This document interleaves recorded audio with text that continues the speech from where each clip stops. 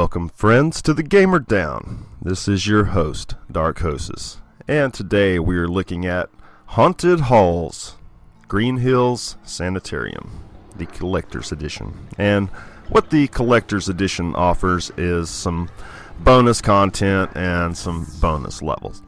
This game is by Big Fish Games and Errors Game Company, and I've never heard of them before. ERS, possibly. And this is one of their latest efforts that came out May 31st, so this review is a few days late. And some people are like, Dark Hoses, why do you review these single-player RPG adventure click games, you know? Why do you do it? That's because nobody else does it. You know, just look on YouTube, there's nobody else doing this. That's one reason. Let's watch this intro together. He said strange things happened there, but he asked you not to worry.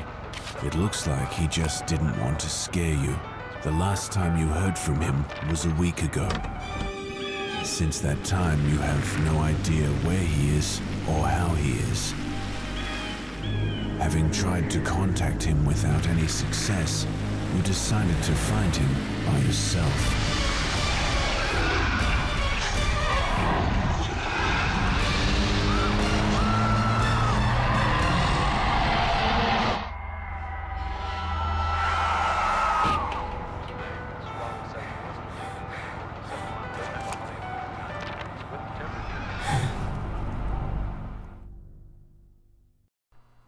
Well, that was quite the trippy intro.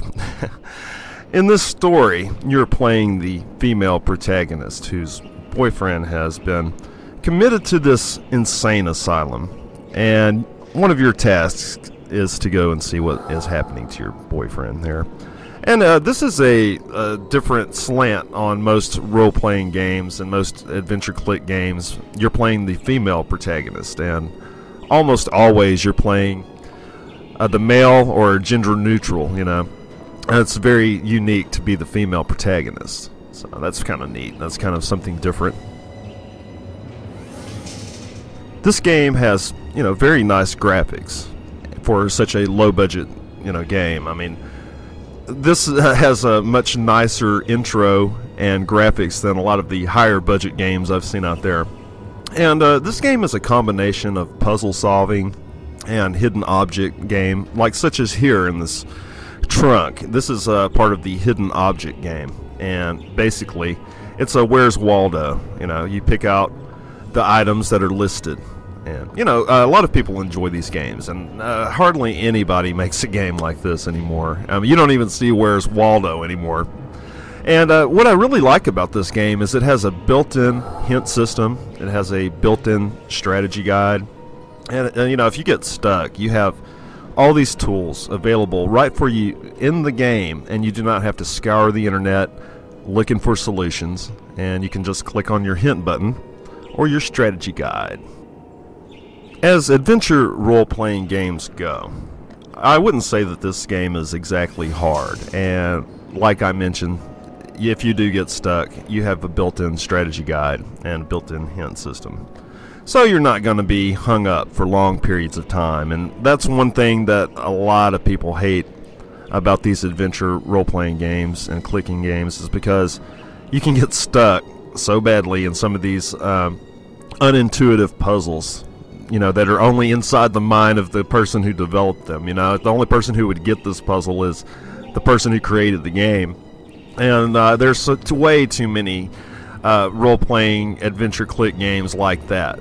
You know, like, let me say, like Baron Wittard. You know, that was one of the very first reviews I ever did, and that game was so difficult. It would not be a good game for mom or anything like that. A game like this, you know, if you have a pretty cool mom, she probably would like this game. But I believe, you know, anybody who's a fan of adventure role-playing click games would love this game as well. It encapsulates all the elements that you would expect. It has the hidden object game. It has the puzzles. It has, you know, all of the things that you would expect and incorporate in these types of games. A lot of games miss so many of the small details and make things just so unintuitive and make the game way too hard and just not very much fun. hell, when I was a young child, a young gamer, about 8 or 9 or so, our video games were like Infocom games, which were pure text. And, you know, coming from that background, a game like this, you know, if you had a game like this back then, it would be a complete masterpiece, you know. And a lot of the other crappy games would be masterpieces compared to back then. You know, so a lot of people don't appreciate how far adventure role-playing games have come.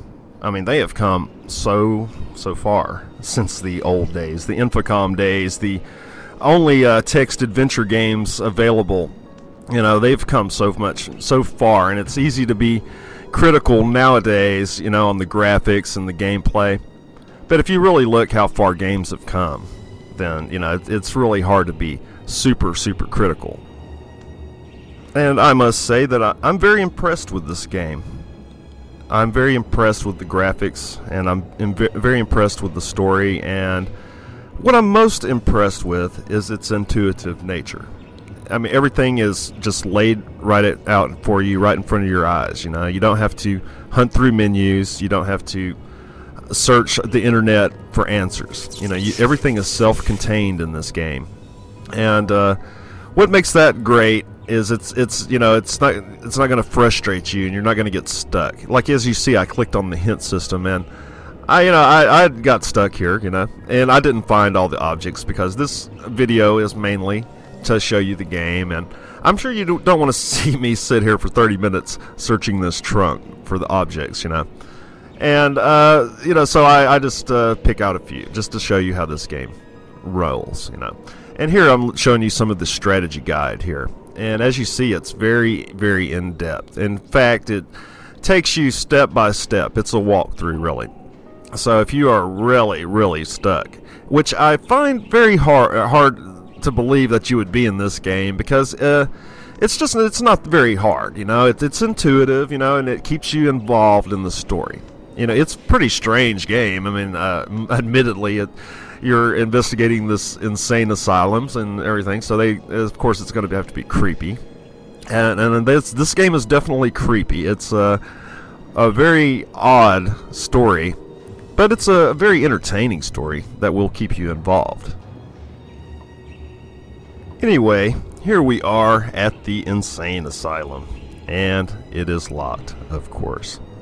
And I know I've mentioned it already, but this game has very nice graphics, very easy on the eyes, and they didn't skimp on the graphics, and they didn't skimp on the intro either. I really thought that was a great intro, and a lot of these adventure point-and-click games, the intro is just something else, generally.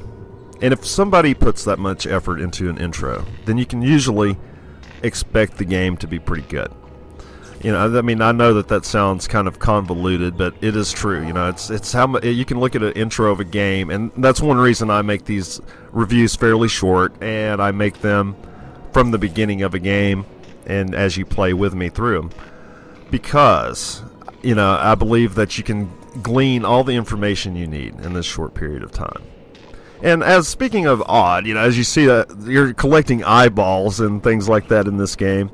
And there's an eyeball stuck in this grate, and you have to figure out how to get it out of there. And, you know, at the very top of the screen, it gives you kind of a clue and kind of a hint as well. So, you know, it kind of shows you which way to take this adventure, you know. You're not completely stuck, and it does guide you by the hand a lot of the ways. And all of the objects you need are sparkly, you know, so you're going to see them. You're not going to usually miss anything. And now I know I've been going on and on about like the graphics being so nice, and I have to apologize for the sides of the video being cut off, the aspect ratio being off, and there's no option to change the aspect ratio in this game. There's no way I can make this fill up the screen and both the edges. I mean, you can do that in, you know, on your computer in real life. I mean, it doesn't look like this on my computer screen. But as for fraps and recording this video, there's nothing I can do about the sides being cut off. And that is because there's no option to change the aspect ratio. Something that is an oversight that I can forgive because it doesn't affect the gameplay. It totally screws anybody trying to do a review and record game footage, but it doesn't affect the game really at all. But every game developer, you got to put the aspect ratios in. You know, I mean, there can be people out there who are having very huge problems with the aspect ratios, and they need that option. There's just no excuse really for not having that in. Anyway, I just wanted to let you guys know that that is the reason the sides are cut off. And if there was any way I could change it and make it full screen, complete full screen, then I would. It's nothing I can do about it. It's beyond my control. Well, let's get back to this game. And as you see, it's very easy. You have to just pick up the objects off the ground like most point-and-click adventure games, and has a lot of bizarre scenery. Bizarre scenes such as this with your boyfriend all hooked up to this machine and being tortured like this. And your main goal is to get in the building and rescue your boyfriend and to figure out what exactly the hell is going on at this decrepit old rundown insane asylum.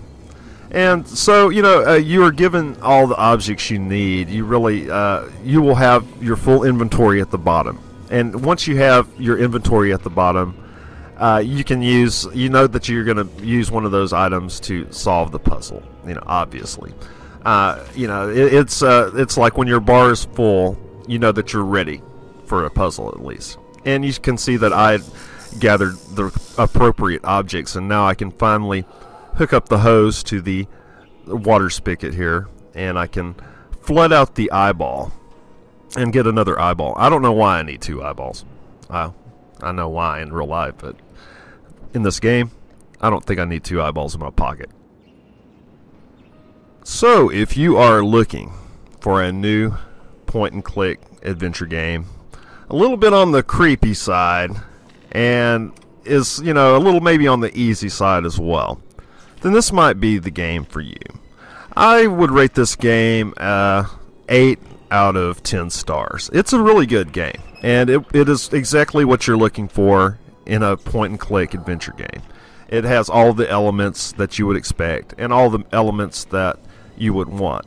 And, I don't see any serious flaws, and all of the intuitive nature of this game, that raises the bar on it quite a bit. And it's one of the better adventure games I've seen lately.